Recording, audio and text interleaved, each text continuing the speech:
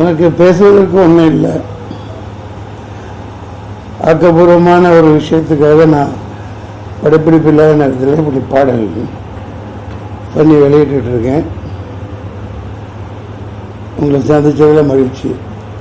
நீங்கள் தான் கேட்கணும். ஏன்னா 2 நாள்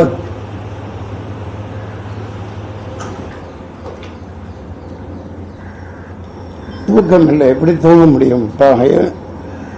சொந்த ஊர் கரூர், பள்ளப்பட்டினா வளர்ந்த ஊர். என் வீடு இன்னமும் பள்ளப்பட்டியில் தான் இருக்குது. அந்த பகுதி மக்கள் இவ்வளோ பெரிய பாவம். அந்த சாகையில் அந்த மரணி கீழே அவங்க எவ்வளோ வேதனையில் அனுபவிச்சிருப்பாங்க. கத்தியில் குத்திருக்காங்க, அடிச்சிருக்காங்க, கீழே தள்ளியிருக்காங்க, பள்ளம் வெட்டப்பட்டு உள்ளே தள்ளி விடப்பட்டு மிதிப்பட்டு எவ்வளோ துடிச்சு செத்துருப்பாங்கிறத யோசிச்சு பாருங்க. நம்ம நாட்டில் இப்படியெல்லாம் நடக்குதுங்களே எனக்கு ரொம்ப அவமானமாக இருக்குது.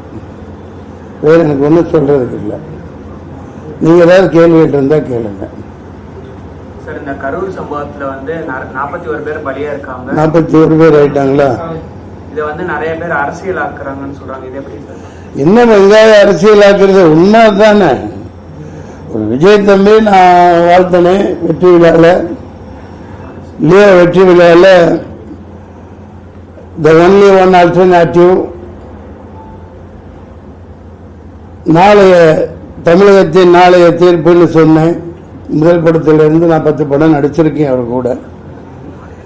அவரோட வளர்ச்சி பிடிக்காம அவர் எதுக்கணும்னா, நீ கொள்கை ரீதியாக எதிர் கூட்டம் போட்டு அவருக்கு பதில் சொல்லு, பேச தெரியலன்னு சொல்றியா சொல்லு.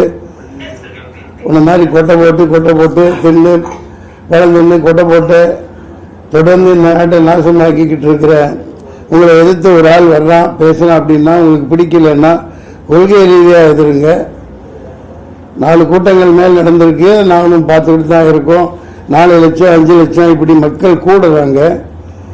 அப்படி கூடையில் போன வாரம் கூட சொல்லியிருக்கார். அதில் தான் பார்க்குறேன் காணொலியில். நாங்கள் என்ன கேட்குறோம், உங்கள்கிட்ட ஒரு பெரிய இடமா கொடுங்க, மக்கள் நின்று சந்தோஷமாக பார்த்துட்டு கேட்டுட்டு போகட்டும். வேற ஒன்றும் கேட்கலையா உங்கள்கிட்ட?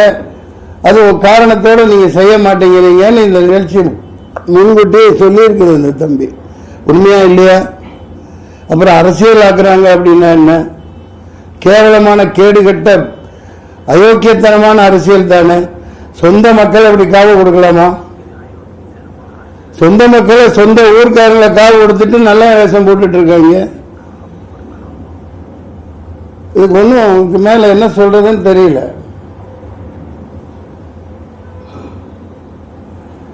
வேற எந்த தாளிகைகள் ஐயா? சார், யாரு வந்தாலும் வந்து அரசியலுக்கு வந்தா கோமாளியா தான் ஆக்குறாங்க. அதுக்கு எக்ஸாம்பிள் விஜயகாந்த், சீமான், ரஜினி வந்தாரு போயிட்டாரு, கமல் வந்து அந்த பக்கம் போயிட்டாரு. யாருதான் அரசியலுக்கு வரணும்? அதை நீங்க தான் சொல்லணும். மக்கள் இப்ப சொல்லுவாங்க, 6 மாசத்துல சொல்லுவாங்க யார் வரணுங்கிறத மக்கள் தீர்மானிப்பாங்க. நீங்க சொல்றது உண்மைதான். சில பேர்கள் சொன்னீங்க, அவங்க கோமாளித்தனமா நடந்துக்கிட்டாங்க, நம்மளை கோமாளி ஆக்கிட்டாங்க. சில பேர் முடியாம கோமாளியா இருப்பதே நல்லதுன்னு ஒதுங்கிட்டாங்க. பல ஜாம்பவான்களை விலை கொடுத்து வாங்கிட்டாங்க. ஒரு மிகப்பெரிய திமிங்கலமா முதலையா அடக்க ஆள் இல்லைன்ற மாதிரி போய்கிட்டு இருக்காங்க. இது ரொம்ப நாளைக்கு இந்த பருப்பு வேகாது. 6 மாசத்துல மக்கள் இதுக்கான தீர்ப்பு தருவாங்க. அது இந்த பாடல்கள்ல தான் சொல்லியிருக்கேன். ஏழை எளியவர் வரணும், குடியானவர் வரணும், தொகுதி மக்களுக்கு என்ன தேவையோ அதை இந்த தமிழ்நாட்டை உய்விக்கிறதுக்கு யார் தேவையோ அவங்க வரணும், ஏழை எளியவர்களை காக்கிற வரணும். அப்படி சொல்லிட்டு இருக்கீங்கள, அந்த ஏழையவர்களை குழிக்குள்ள தள்ளி போட்டு புதைச்சி உடனே வந்து நின்று நான் தான் காப்பாத்துறேன் ஜபார் ஓடிட்டாப்ல இந்த மாதிரி அரசியல் பண்ணிட்டு இருக்கிறத மக்கள் பார்த்துட்டு இருக்காங்க. I support unconditional support to Vijay. You keep going on, keep on working. The rest of the things people will decide. மக்கள் தீர்மானிப்பாங்க.